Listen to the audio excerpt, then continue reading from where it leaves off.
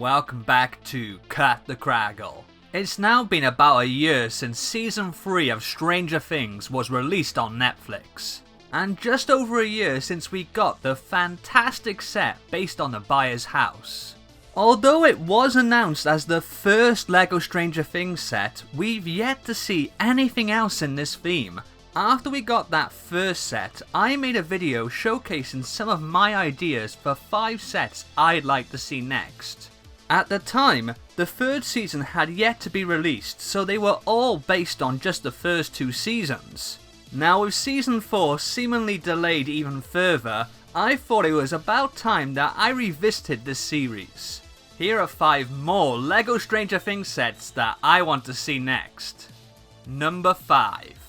There was no way I could make this list and not include a set based on the July 4th Roane County Fun Fair. LEGO have produced dozens of fairground and theme park sets, so I really struggled with what they would include here. In the end, I kind of settled on the idea of a carnival game build with knockdown targets and a ticket booth as the bare essentials. But honestly, this could have anything from a new Ferris wheel to a Gravitron. Personally, I'd love a set based on the Big Top Funhouse. For the minifigures, we'd get brand new versions of both Joyce and Hopper in their primary Season 3 costumes. And of course, our beloved Alexei. Originally, I did want to give him a Woody Woodpecker plushie for an accessory, but it seemed very unlikely LEGO would produce such a uniquely specific mold for one set. So instead, I gave him one of his favourite cherry slushies. Number 4.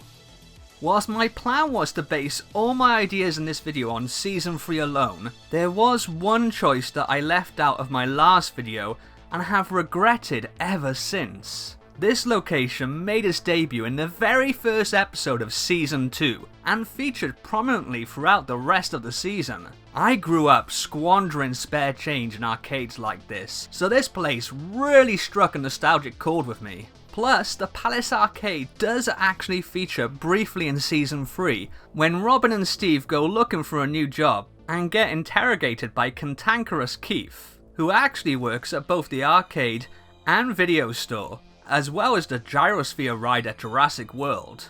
Wait, what? They honestly thought that was the best faceprint for this guy. Number 3. Last time I featured my idea for a Battle Pack style set featuring the 4 boys in their Ghostbusters Halloween costumes. Yes, I know, Battle Packs don't feature named characters. Right. Anyways, I figured a great follow-up to that set would be a Russian disguise battle pack. You'd get new variant minifigures of Hopper and Joyce, a minifig of Murray, and one regular Russian soldier for him to sweet talk. Our 3 heroes torso prints would all include conspicuous bullet holes from when Hopper mowed down their previous owners with an AK-47. Meaning you could buy a second pack, switch out the heads, and have yourself some dead bodies as well. You know, if you're into that sort of stuff. For the obligatory side build, I think it has to be the little red vehicle they used to get around the miles of tunnels in the secret Russian base beneath Hawkins. Number 2.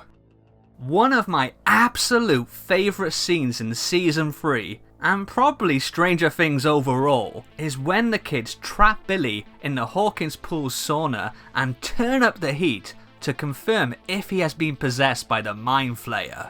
The build-up is unbearably tense, and then when Billy breaks through the sauna door with superhuman strength and confronts Al, the fight between them is brutally heart-thumping. I imagine this set focusing on a sauna build to lock Billy in with a chain piece connecting the door to the pipe running down the side, which can then be removed for when he breaks free. There'd also be a selection of different sized dumbbells and weights for Eleven to throw at him using her powers. Minifigures wise, besides a flayed variant of Billy with the black pulsing veins all across his torso and face, you'd of course have to have a new Eleven. And I've also included a new Will minifig, as it's him who senses when the Mind Flayer is near. Number 1. Could there really be any other choice for first place. It's been requested by the fans and even teased by Justin Ramsden, the designer of the original Stranger Things set. I had fully intended on making my own mock-up of what a Starcourt Mall set could look like, but when searching for reference images, I discovered this beauty by CM Forsyth.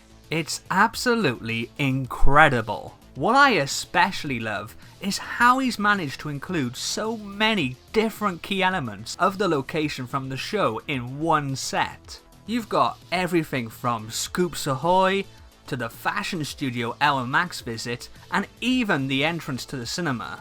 Not only that, but this also comes with an impressive looking brick-built flesh flayer. This looks just like I imagine a real Lego set based on Starcourt would. I only have one issue with it. There's no Dusty. Dustin is my favourite Stranger Things character, so there was no way I could leave him out. And honestly, I would kill for a recolor of that fabulous cap and hairpiece. I do believe that we'll get a LEGO Starcourt Mall set eventually, and I only hope that the actual thing is half as fantastic as what CM Forsyth has produced here. Please go check him out on Instagram. I'll pop a link to his profile in the description below. Those are my ideas for 5 more LEGO Stranger Things sets. Let me know what you think in the comments below, and tell me if you have any ideas of your own. Don't forget to like this video, and if you haven't already, be a hero and hit that subscribe button. I'll see you next time. Laters.